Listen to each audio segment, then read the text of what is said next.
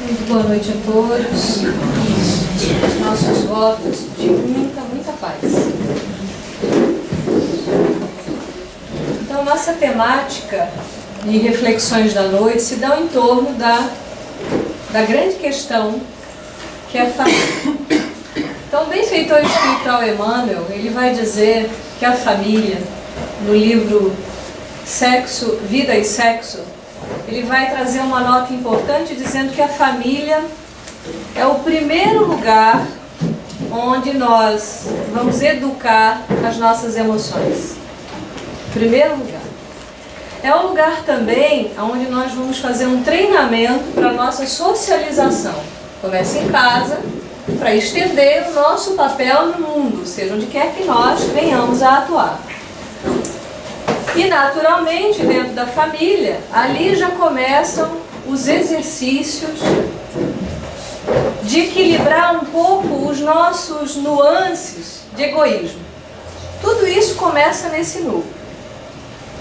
E o benfeitor vai dizer também, na sua reflexão, depois nós vamos esmiuçar cada uma dessas colocações, ele diz que essa família terrena, ela nada mais é do que um reflexo da família espiritual. Então nós vamos nos encontrar planejadamente, porque às vezes a gente pensa, né, que pai é esse, que mãe é essa, né?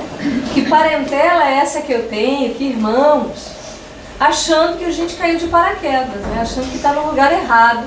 E muitas vezes a gente até se coloca numa condição, numa situação de estranho no ninho, ovelha negra da família, entre tantas outras autodenominações, achando, portanto, que a gente está no lugar errado. Quando Allan Kardec faz uma reflexão também muito profunda no livro A Gênese, onde ele vai falar da condição dos espíritos que pululam, dos espíritos que estão em torno da Terra, ele fala assim, no primeiro momento a gente fica até meio deprimido quando escuta isso, né? Ele diz que pululam em torno da Terra espíritos muito inferiores que refletem os seus habitantes. A gente pensa, né? Muitas vezes a gente se acha muito bom, ou muito esclarecido, ou questiona muitas vezes a questão da própria família, onde eu estou inserido, sem se dar conta de que essa família, ela é um reflexo, essa família física é um reflexo dessa família espiritual. Pois bem, todos nós aqui, na massificante maioria, fizemos uma programação de comum acordo. Nós determinamos, no nosso projeto reencarnatório, de comum acordo, quem seriam os nossos pais. Eles aceitaram nos receber. Porque antes de qualquer coisa, nós somos o quê? Filhos, certo? Então, um homem e uma mulher se dispuseram a nos receber e nos tutelar por um período da sua vida. Até o momento em que cada um vá alcançando a sua autonomia, a sua independência e trilhe esse caminho sozinho, que é a função do pai e da mãe, muito embora nós vamos ver pessoas já de muita idade tratando os filhos também já velhos como se fossem criancinhas ainda. Não conseguiram soltar e libertar os seus filhos para a vida. Mas enfim, nós combinamos essa reencarnação. Mas muitas vezes nós esquecemos que é exatamente nesse encontro de almas que almas muito devedoras se reencontram. Porque é de comum a todos nós percebermos que é muito mais fácil, às vezes, e pelo aspecto da afinidade do lado positivo, a gente encontra amigos que são verdadeiros irmãos, né? Que a gente pensa, puxa, mas por que eu não sinto isso pelo meu amigo? O que eu sinto pelo meu amigo, por que eu não sinto pelo meu irmão? Ou porque muitas vezes eu tenho uma ojeriza da mãe, do pai, e é ensinado para nós que isso é pecado, né? A gente não pode expressar um sentimento muitas vezes ruim pelo pai e pela mãe. Só que nós esquecemos de uma coisa muito importante. E eu sempre lembro e eu faço essa pergunta: o que nós somos? O que nós somos? Nós somos espíritos encarnados. Espíritos imortais. Isso significa que nós já vivemos outras existências, que fizemos muitas coisas, e dentro dessas ações que nós cometemos ao longo do tempo, as ações são relacionadas sempre às reações. Então, de alguma maneira, a gente vai viver algumas reações, nem sempre muito agradáveis, mas também agradáveis, no seio familiar. Ou seja, ali a gente pode encontrar desafetos. A gente vai encontrar algumas pendências, algumas dificuldades. Ou quem aqui não tem uma questão familiar? Levante a mão quem não tem uma questão familiar aqui. Difícil para resolver e para superar na sua vida. Interessante, ninguém levantou a mão, né? É só uma coincidência, tá? É só uma coincidência. Lógico que nós estamos atrelados a uma situação onde nós precisamos vencer. Mas não é vencer o outro, senão vencer a nós próprios. Então, quando nós somos pessoas sós e nós decidimos vivenciar uma relação ou um matrimônio, o benfeitor Emmanuel vai dizer que o casamento é comparável a uma embarcação que sai do cais. Então, quando nós nos apaixonamos, né, a gente olha para aquela pessoa, não vê defeito nenhum, é uma coisa interessante. Acha aquele homem um príncipe, acha aquela mulher uma princesa, uma lady. E eles resolvem viver juntos. Então esse barco sai com esse casal, e esse casal ingenuamente pensa que quando a gente está apaixonado é assim.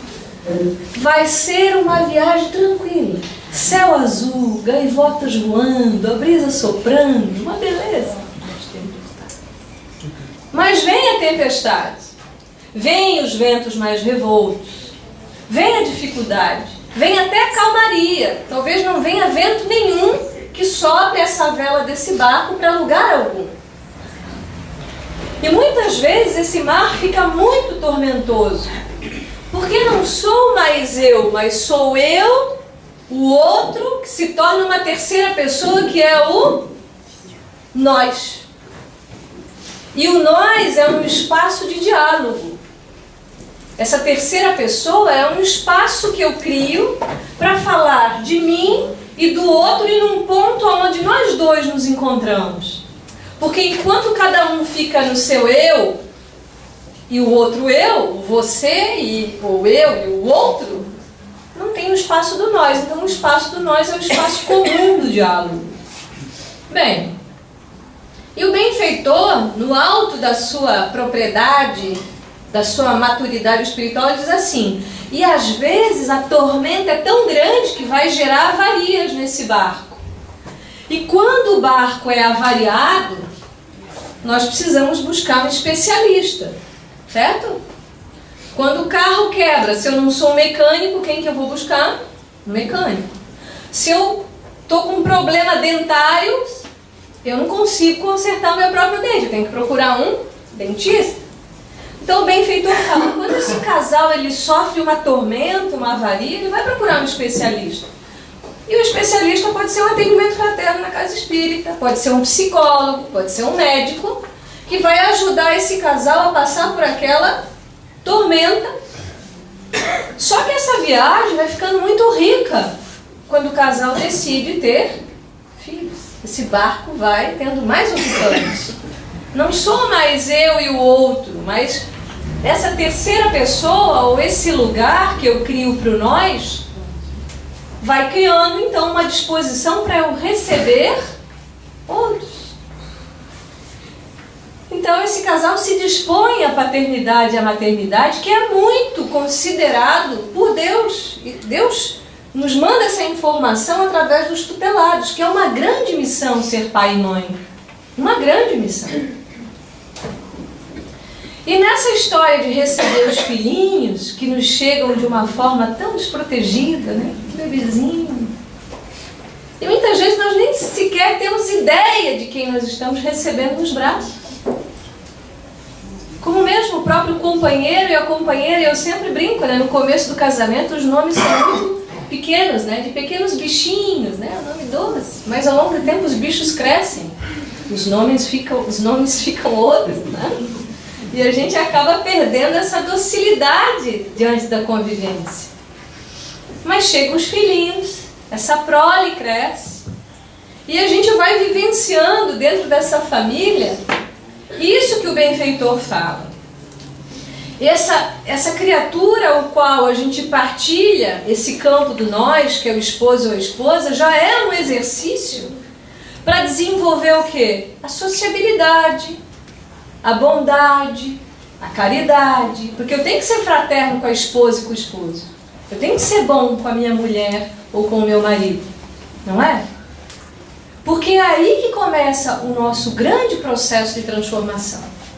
E se eu já faço essa vivência, e quando chegam esses tutelados que são os nossos filhos, novamente vem o pai e a mãe orientando esses espíritos no bem, na bondade, na caridade.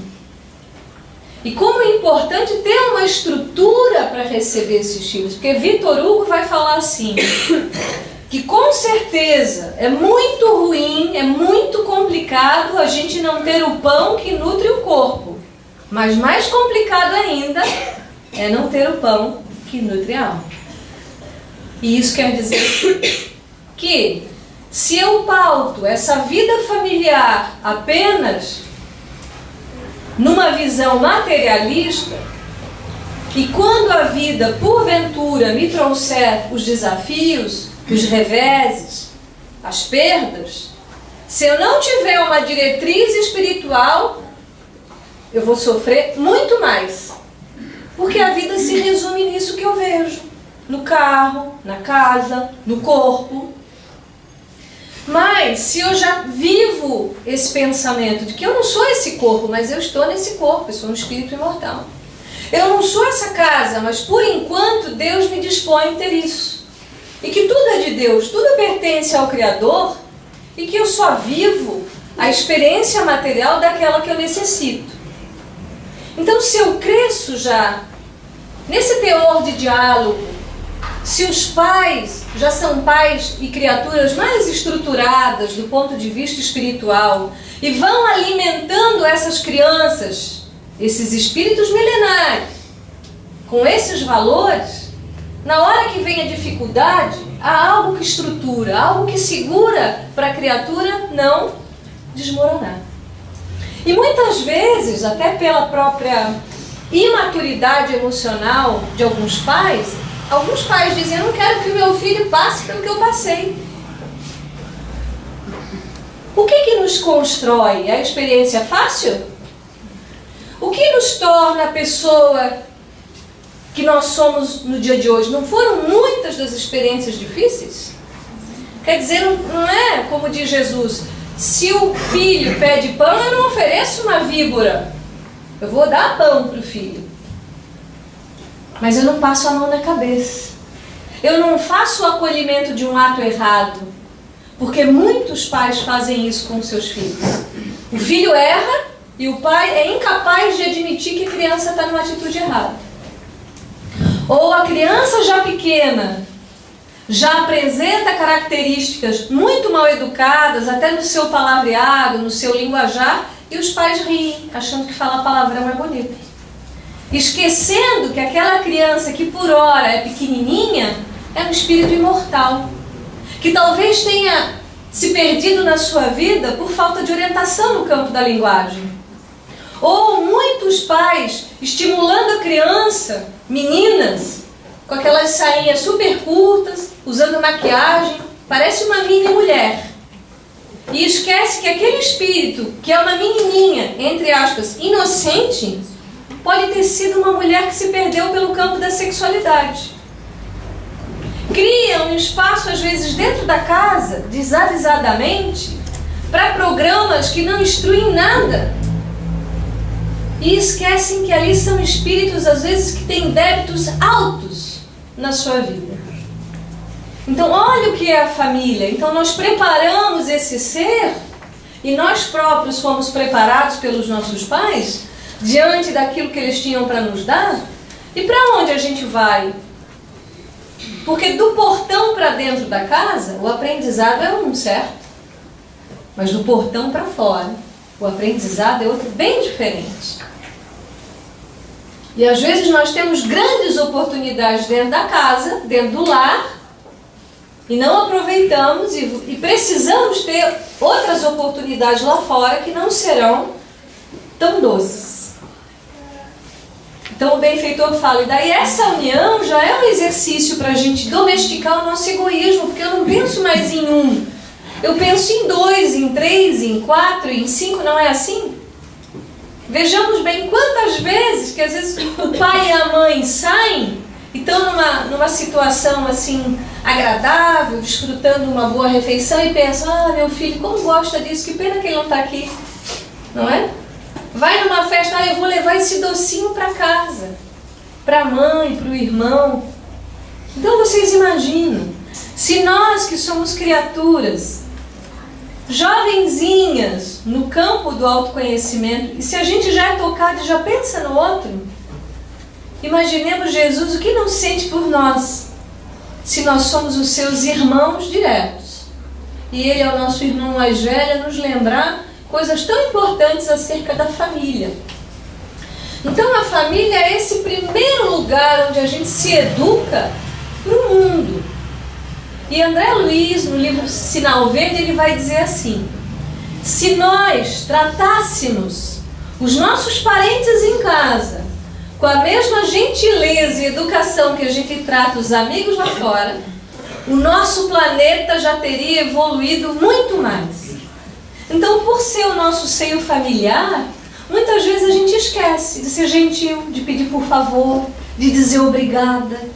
Na mesa, esquece de fazer uma gentileza para a mãe, para o irmão, para o pai. Se vira sozinho.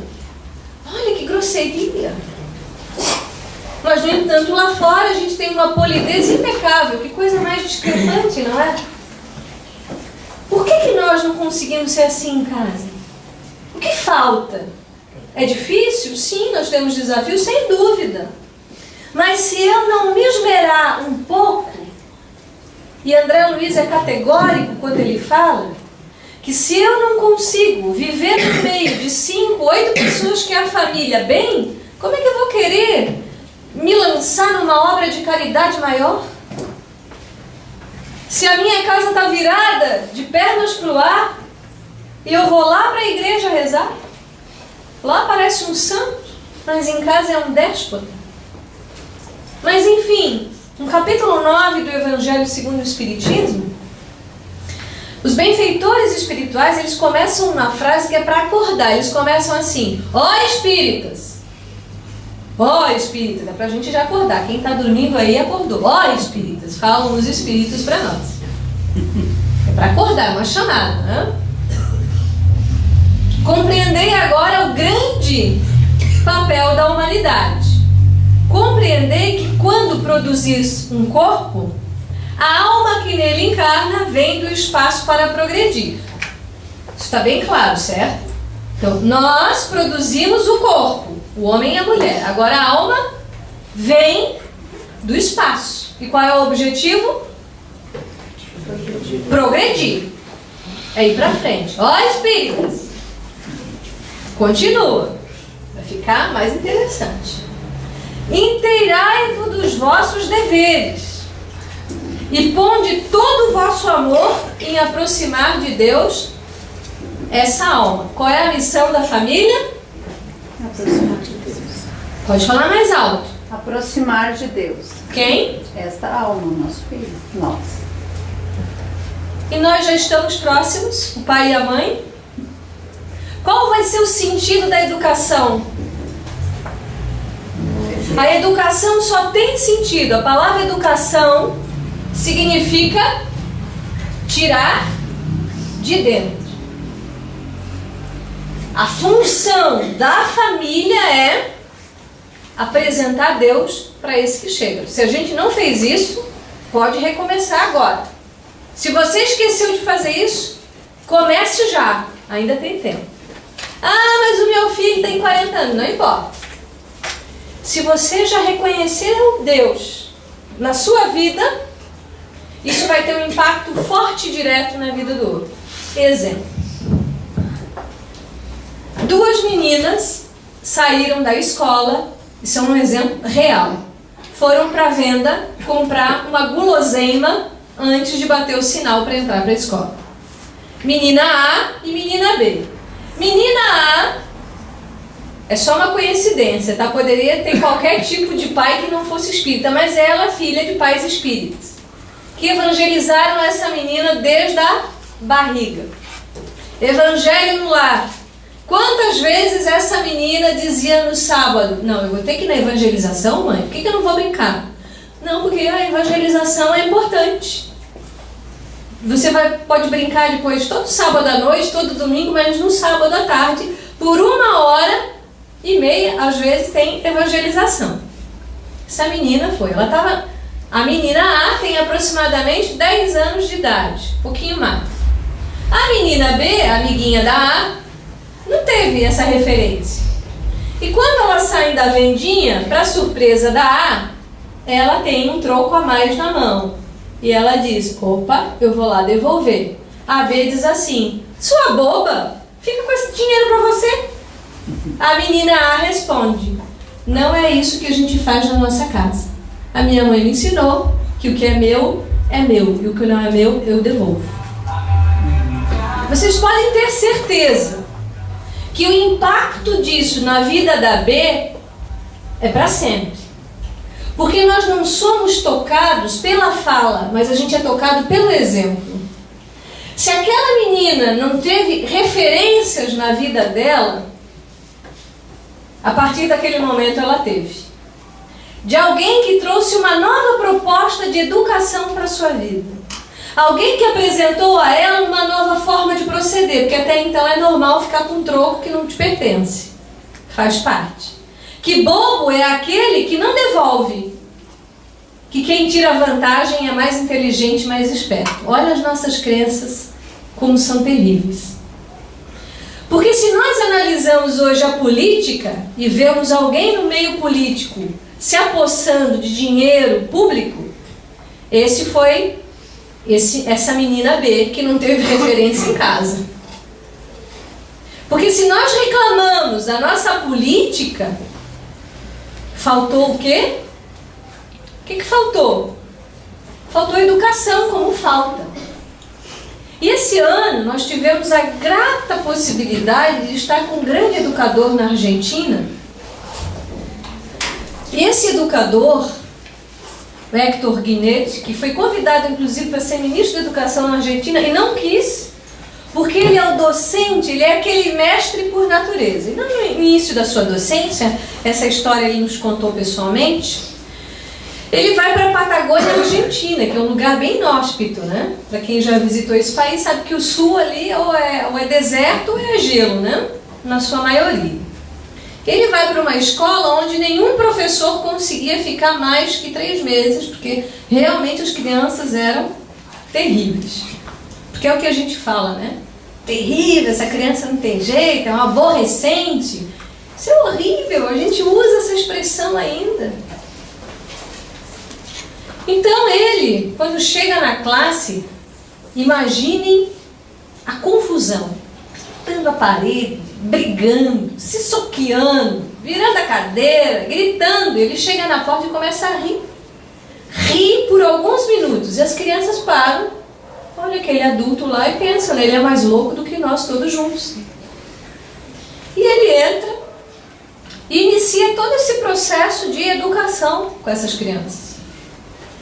Deficientes físicos, deficientes mentais, crianças muito rebeldes, alguns mais focados no estudo, mas um em especial se destacava na sua rebeldia, mas ao cabo de 6 meses esse menino mudou muito, muito.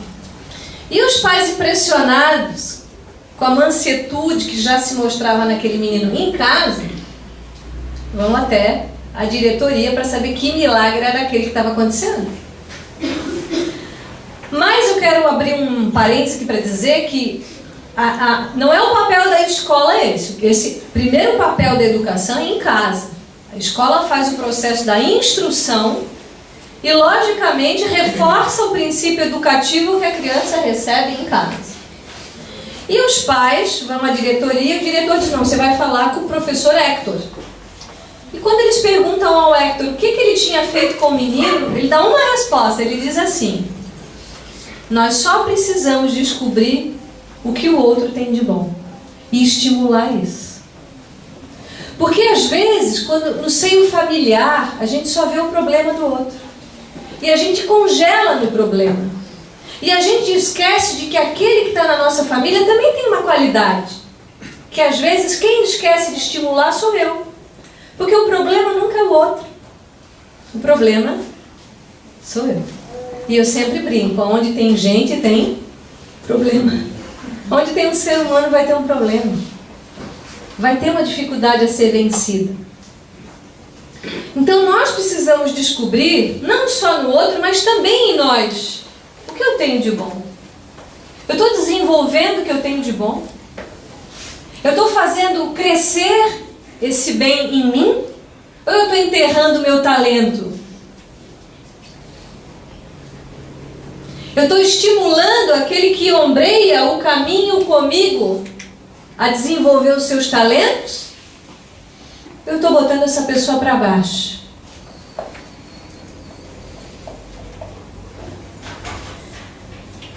Os vossos cuidados e a educação que lhes dareis auxiliarão o seu aperfeiçoamento e o seu bem-estar futuro. Então os Espíritos dizem o quê?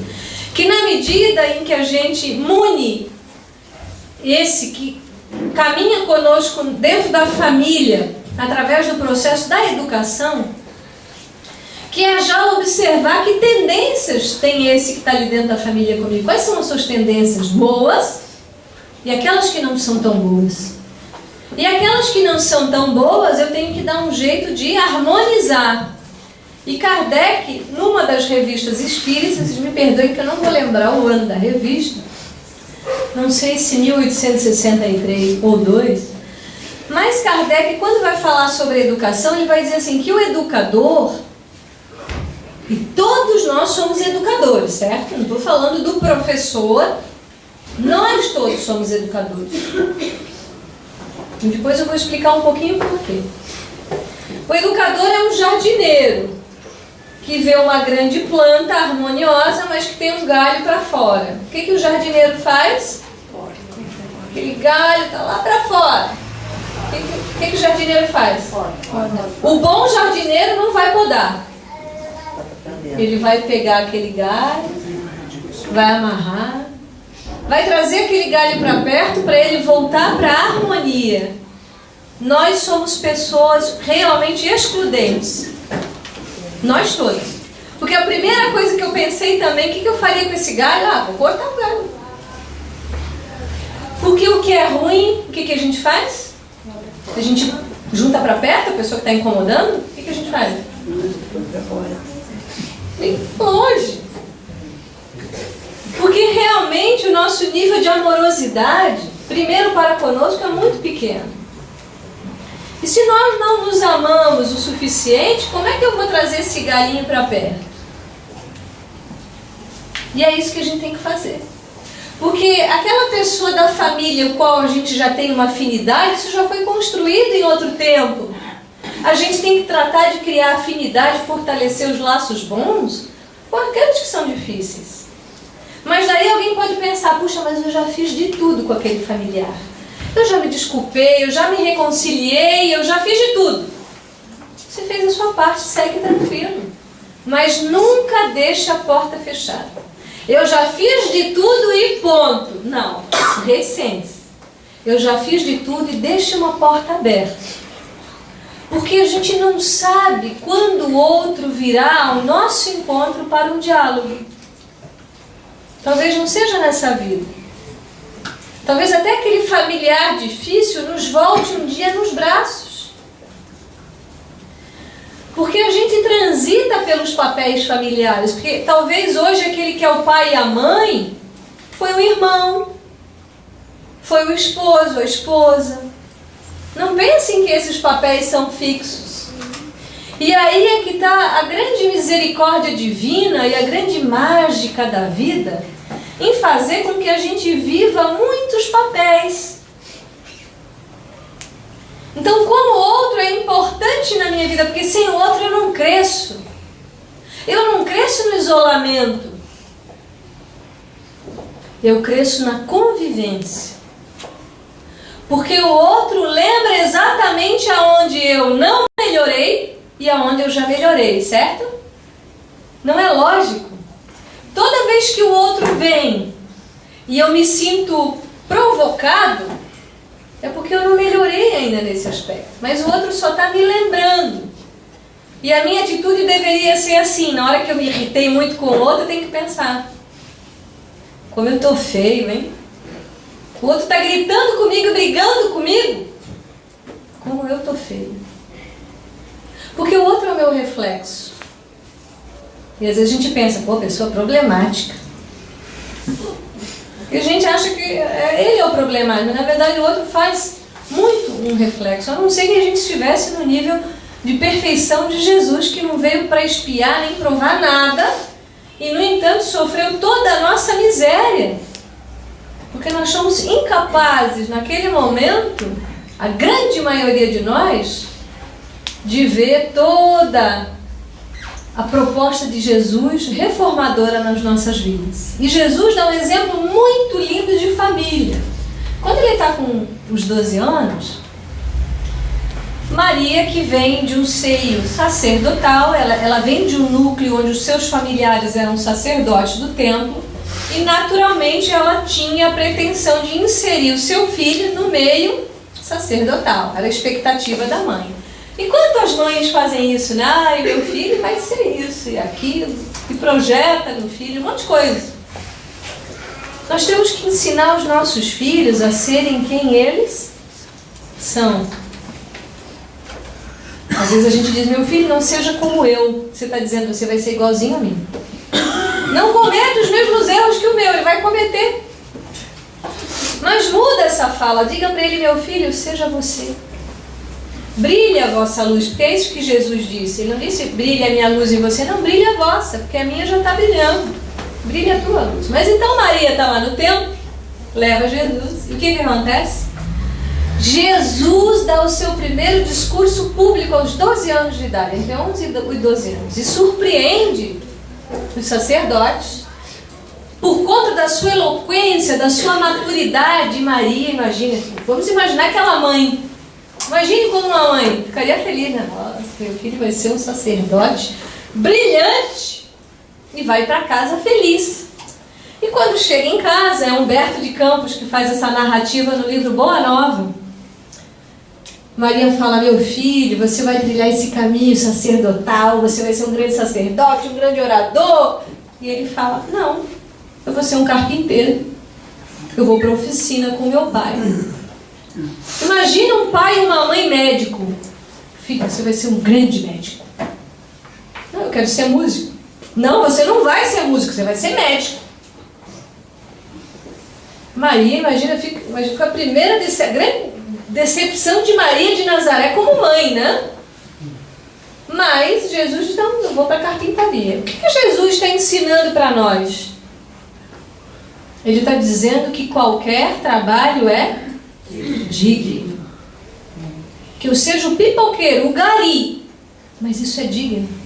Porque numa vida a gente é pipoqueiro, na outra a gente é doutor, na outra a gente nasce sem braço, na outra a gente encarna na África, na outra é no Brasil, bem devedor, né? Os espíritos que nascem no Brasil são bem devedores, tá?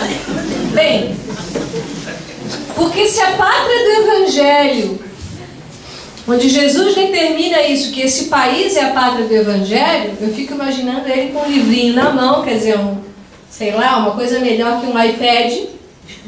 Ah, esse daqui está com problemas graves na área da política, vai para a pátria do Evangelho, é lá que você precisa reencarnar. Sim.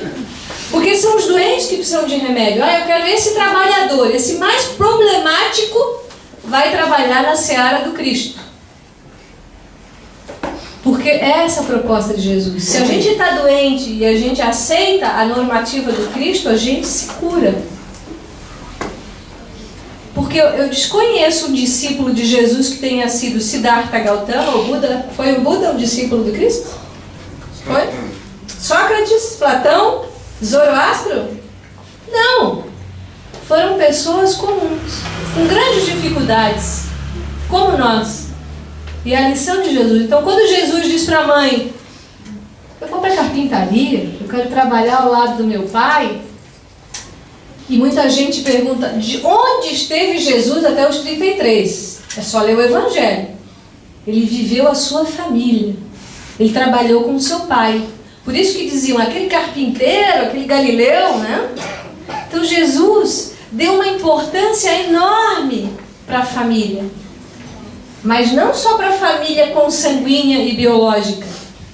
Porque quando Maria chega e o chama numa preleção, e João diz: mestre, sua mãe está lá fora, mas quem é minha mãe e meus irmãos? Então ele está falando já de uma grande família.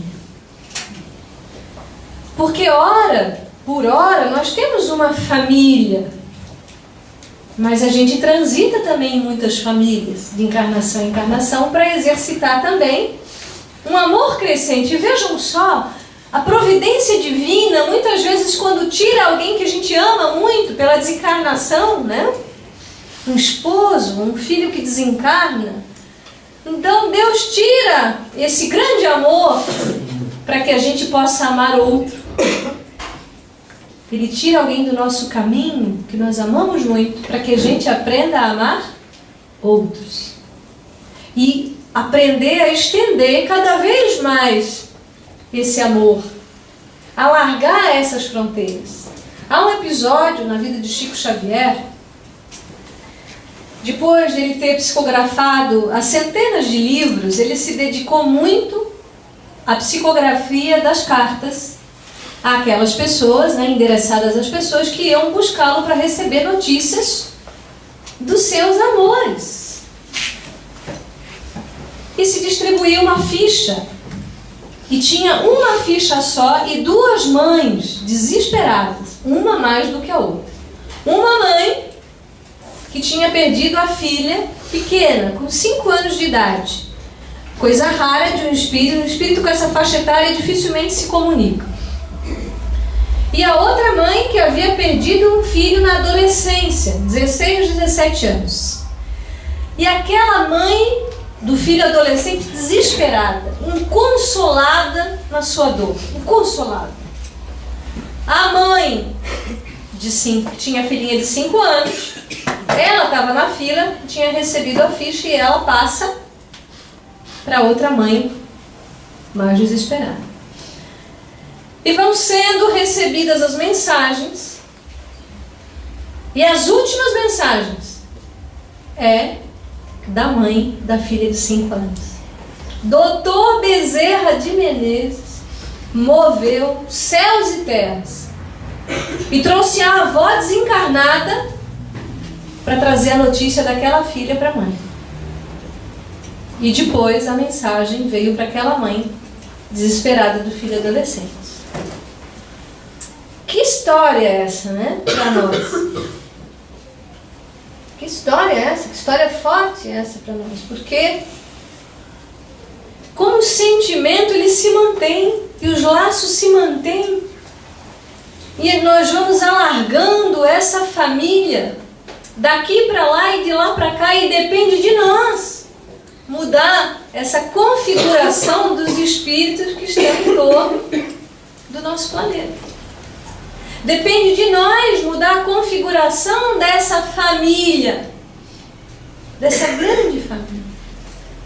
Pedro Camargo, no livro O Mestre na Educação, ele se assina como Vinícius, ele diz: não há problema que não se resolva com a educação. Nenhum problema, não há solução de um problema, não há com a educação. Com a educação tudo se resolve.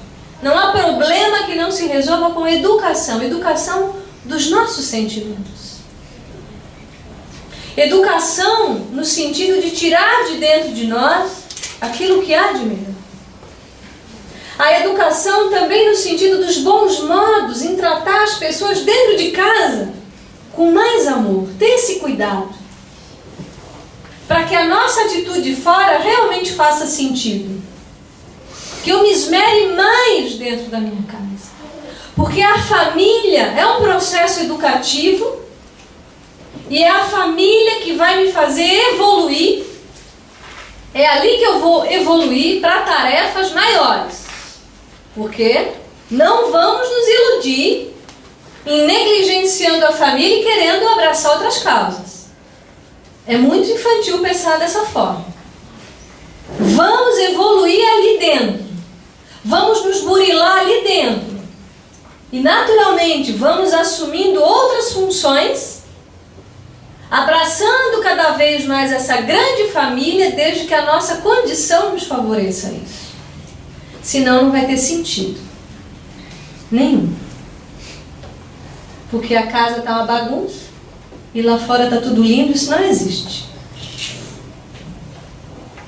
Então Emmanuel fala dessa necessidade de uma educação pura e simples, pautada pelo exemplo. Então, quando o indivíduo ele se evangeliza, porque às vezes a gente pensa, puxa, por que a pessoa não está aqui para ouvir essa palestra hoje? Porque não era para ela estar, era para estar você. Ponto. Essa informação e essa reflexão é para mim. Primeiro para mim, primeiro, antes de vocês todos, certo? Numa alta dose.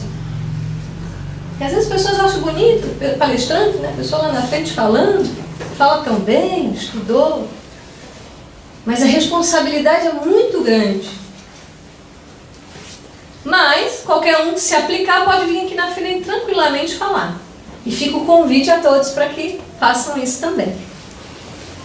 Então, um indivíduo se evangeliza dentro de uma família. Isso tem um impacto, certo? Lembram do exemplo da menina A e B? Hã? Por que aquela menina agiu daquela maneira? Porque alguém estava muito evangelizado dentro dessa família. Porque quando alguém se evangeliza, entendendo a evangelização como esse processo autoeducativo, esse processo autoamoroso, isso tem um impacto na família. E essa família evangelizada tem um impacto aonde ela está arranjada. Na sua rua, no seu bairro. E vamos imaginar quantos nós somos aqui? Em torno de quantas pessoas, Kika? 150, 160, por aí ou mais. Ok. Imagine 100 famílias vivendo o Evangelho. Vocês acham que isso não tem um impacto numa cidade como Balneário Camboriú? Se nós sairmos daqui hoje mais convencidos disso, isso não vai ter um impacto na nossa cidade? Sim, porque eu vou ser mais educado no trânsito, na fila. Eu não vou pegar mais 10 centavos que sobra do troco do pão. Eu vou ser incapaz de fazer isso. Sim ou não? Sim. E se um núcleo maior se evangeliza, isso vai tendo um impacto mundial. O que está faltando então para esse planeta evoluir mais rápido? Família e educação.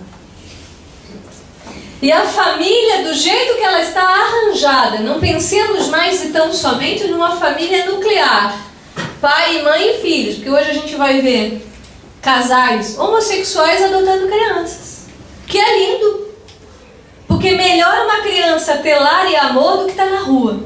Então a gente tem que parar de ser preconceituoso. Às vezes é uma mãe que sozinha mantém uma casa, isso é uma família? É. Às vezes um casal que desencarna e os filhos ficam para os avós. É família isso também? É. Às vezes pessoas que não têm seus filhos biológicos e adotam 5, 10, 20, em casos lindos. É uma família? É. Então que família eu estou falando? Dessa família que se propõe a crescer juntas, do jeito que é possível.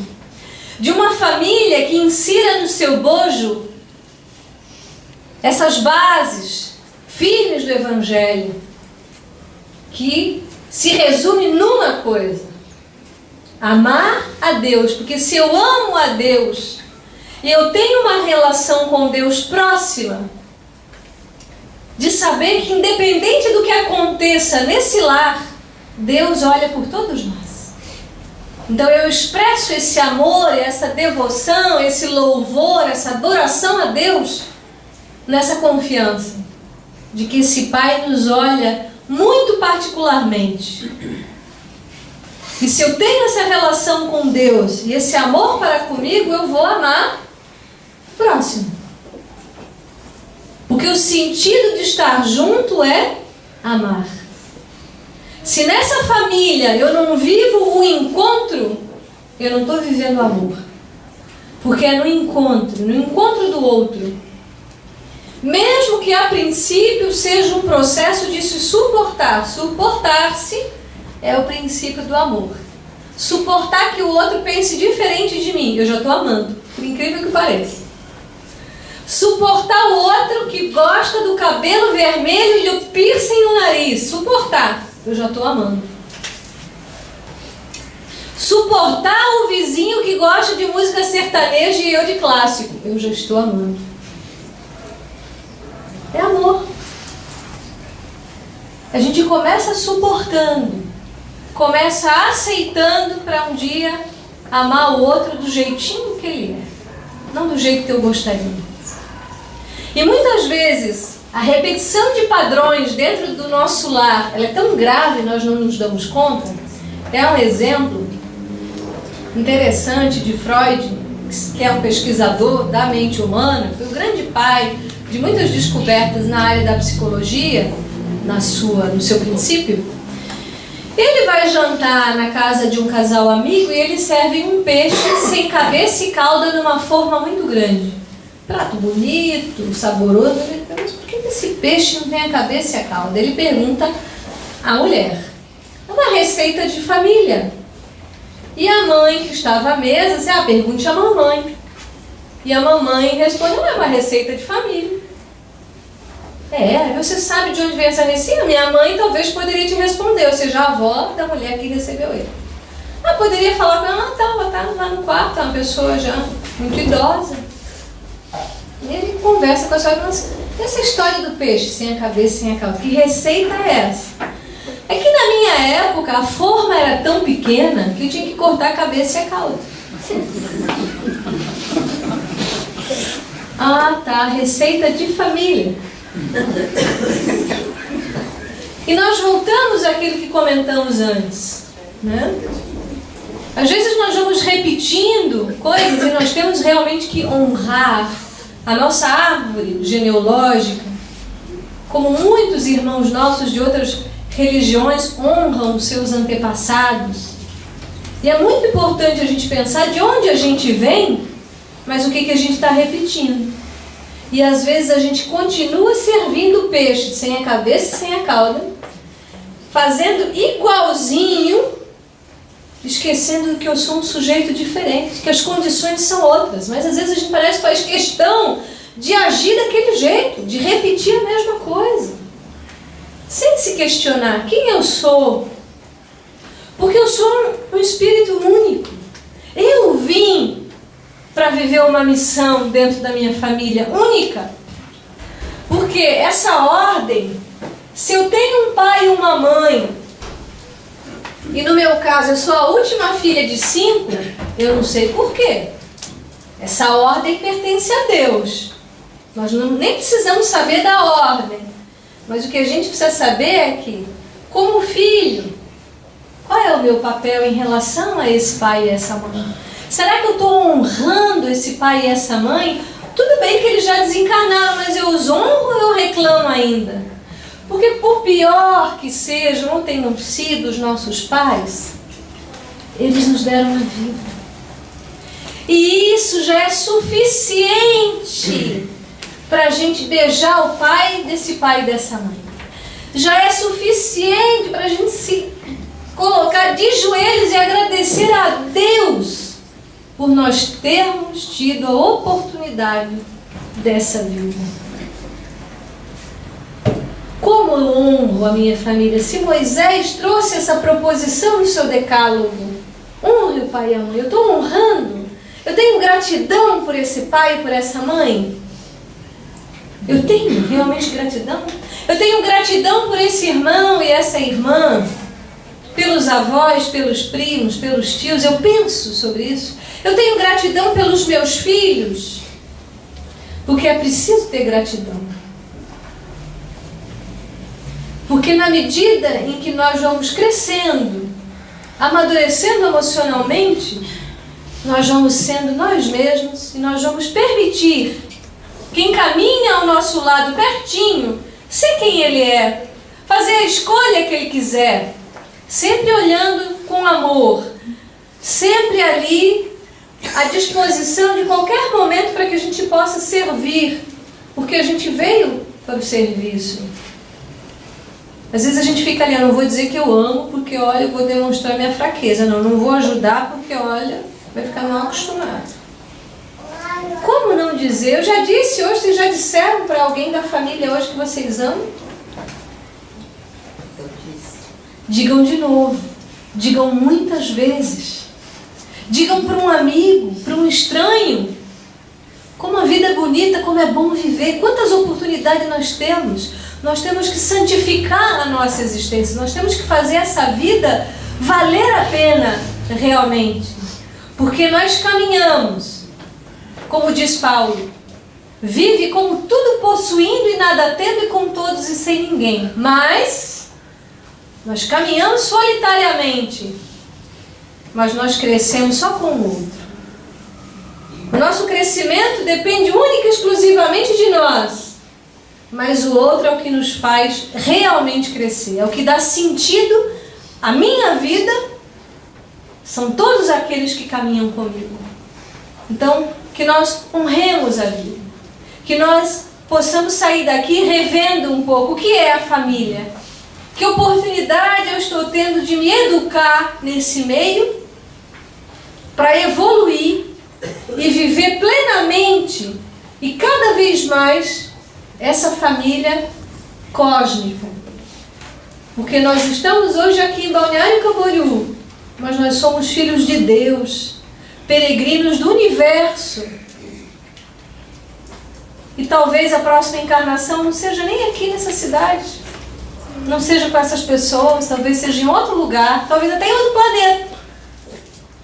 Então, como a gente tem que aprender a largar o coração e tornar esse coração cada vez mais fecundo, para que esse amor do Pai opere em nossas vidas, em bons pensamentos, em boas palavras e boas ações. Muito obrigado pela atenção de todos.